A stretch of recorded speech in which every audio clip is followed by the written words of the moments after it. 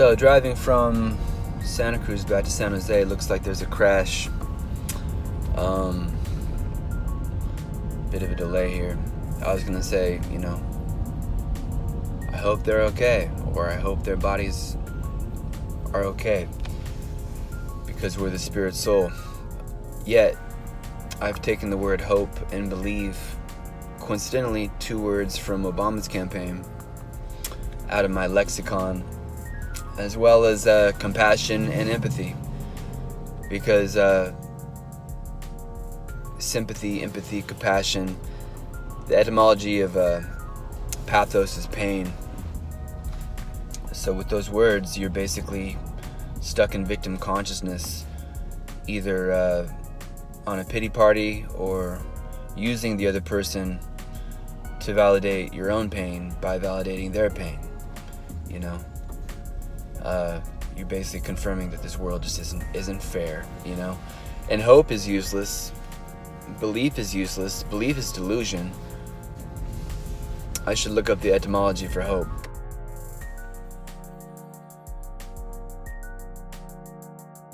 But it's basically just like speculation, Belief is speculation. It's like, essentially it's attachment to a desire, Like, you're attached to joy, happy, happen. The root of happy means temporary. So you're attached to some desire. Like there's that word hope again. I want good things to enjoy, and I do not want bad things to enjoy. And a car crash is a bad thing I will not enjoy. So that's all attachment to the materialistic plane of enjoyment. Material means temporary. And so there really isn't any benefit in hoping or being compassionate, living in pain, because there is no pain if you're on the level of service, of transcendental service.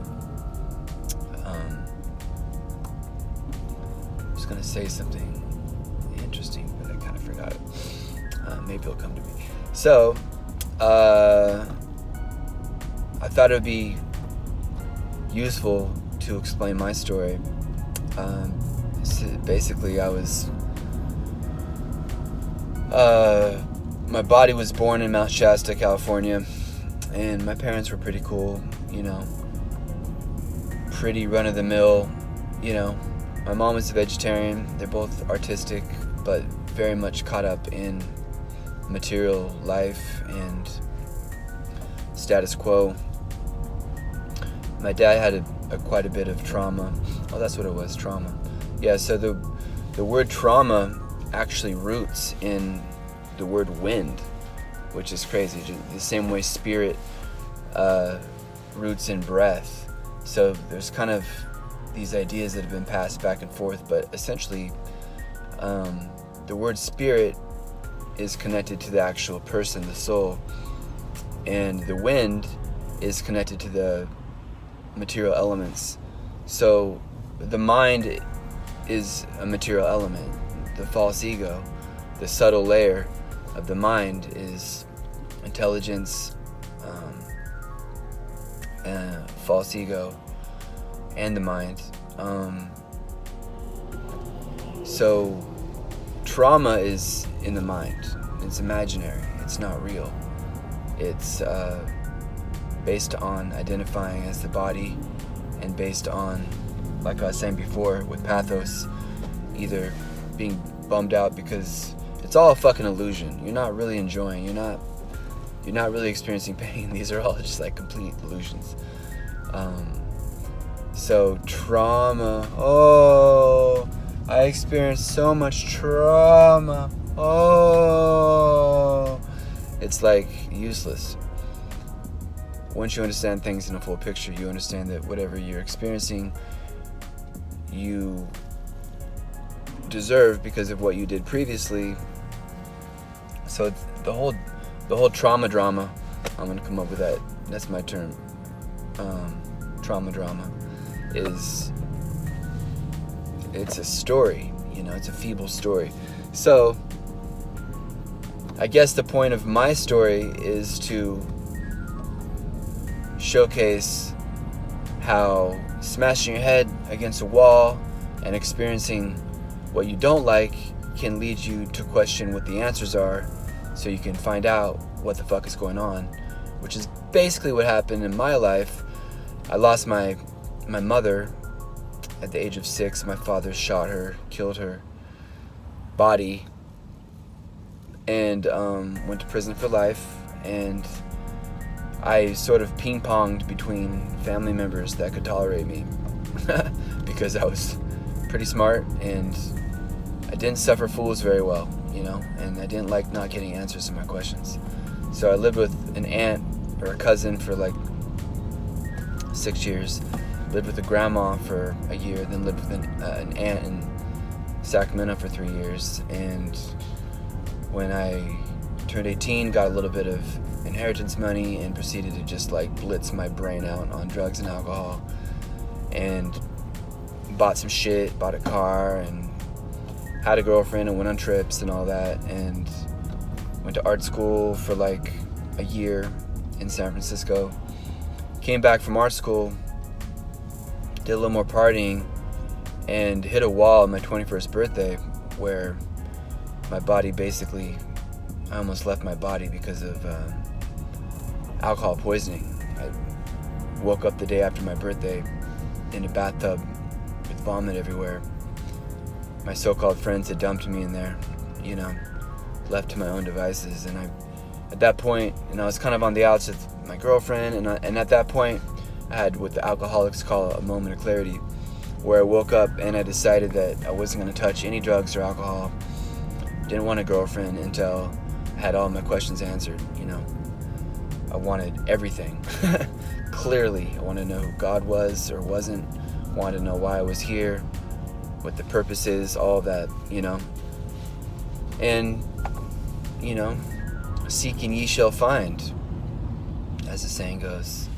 In no short order, within 3 months, is July, my birthday's in June, I came across, I went to the junior college nearby, and on the grass there was a group of people, and they're chanting, and there were some books out. And so I asked some initial questions, and I saw a picture of Krishna, and I said, "Who's that?" And they explained that this is one of the eternal forms of the Supreme Person.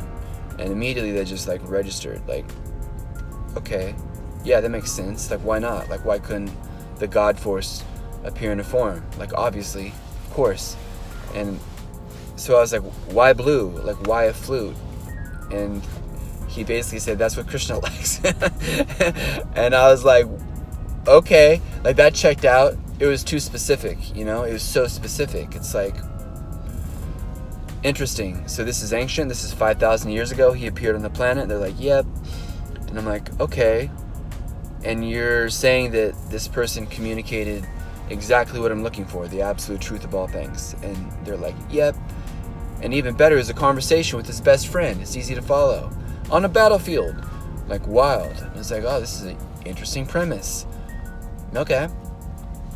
Because I always imagined if man was going to speculate the form of God, it was going to be like big muscles because he's the strongest, or long beard, that's gray, he's the oldest, or whatever. He can fly around in the air like Michelangelo depicted in the Sistine Chapel. So like the specificity of a beautiful young boy that liked to play a flute and hang out with the peacock, I thought that was wild. I thought that was cool. It was attractive. I wanted to know more about it, you know. And so I started to learn more about the philosophy. I was very fortunate to find a Vedic biblical scholar who became, you know, my teacher. I studied under him very seriously for years, and he basically broke it all down, you know, A to Z, everything. And the main points of philosophy, he explained, are consistency and freedom from absurdity. And the philosophy has to answer all your questions and leave nothing unanswered. And I came to find that that was true, you know. And for the questions that I tried to catch him on, like, okay, well, how do we find out how many, like, leaves are on all the trees in the world? He said that isn't useful knowledge, and it's easy to answer anyways, because the administrators of the world, Lord Brahma specifically, are able to create matter upon Krishna's direction. And so if you want to know how many leaves are in existence, materially speaking, then why don't you just create them? Why don't you just... So Lord Brahma has 4 heads, and so he's living on a plane of existence which is like way beyond ours. The same way everyone gets all riled up with, oh, flat earth, flat earth. Yeah, it's simultaneous. Like, our perception, because we're stuck in 3D, is of a big globe, and that's accurate from our perception. It's accurate, but from a different degree, a different plane of existence, everything appears to be flat. So it's simultaneously, but we're so arrogant, we think that we need access to everything, but we don't have the vision to see it, which is, the metaphor extends like in every direction you could imagine, with materialists who are envious of the Supreme Person. So that's kind of it, you know? Like, okay, so all the material questions are solved once you become Lord Brahma, if you want that, but you don't, because there's no pleasure in enjoying temporary things. And he's like, so where are we? And I was like, back to basics. And he's like, yes. So, position, essence, position, function. You are the spiritual living entity. Your position is to love the Supreme Person. Your position is spirit soul. The Supreme Person is the bonfire. You are the spirit soul. You give off light and heat, but you are not on the scale of this other person. And if you don't like that, that's why you're in the material world. And if you don't think it's fair, that's why you're in the material world. But when you actually love this person, all the majesty and grandeur of this person being like powerful, that all goes away. Like, you're only like scoping this person in terms of power because you're jealous. So once you love this person, all that goes away, and it doesn't matter if he's the bonfire and you're the spark. It doesn't matter at all, because he's serving you to the same capacity that you're serving him, because you love each other. There you go. And so everything kind of fell into place, you know, where I can say with no difficulty or doubt that I have all the answers to all the questions about reality. And it's not a problem because it's not my philosophy, right? They're not my answers. I'm just passing them down, you know? I'm just repeating what I've heard. I'm just repeating what is absolute. And so in that way, like, it's not an issue. It's actually vital to tell people that you have all the answers, because the truth is absolute. Like, relative truth is useless. It's just born out of speculation and envy. So we're at, looks like, almost 15 minutes here, so I'll wrap that up. So that's my story. After I got involved in meditation, 8 years celibacy, became a vegetarian. 25 years later, still vegetarian. Mostly celibate. Went through a couple of girlfriends, but didn't really connect. And that's fine. So where am I now? You know, just trying to pass this information down and get a little bit more disciplined with my creativity, and that's about it. Wrap up. So I hope that was useful, and if you have any questions, feel free to leave them in the comments, and thank you for your time.